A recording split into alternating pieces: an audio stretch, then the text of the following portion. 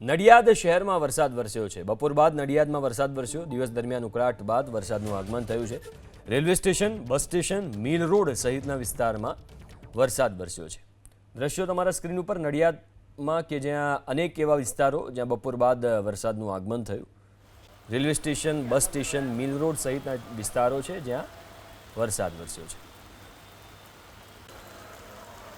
ઉપરવાસમાં વરસાદથી ખેડા જિલ્લાની શેઢી નદીમાં નવા પાણીની આવક થઈ। વરસાદને કારણે શેઢી નદી બે કાંઠે વહેતી થઈ છે।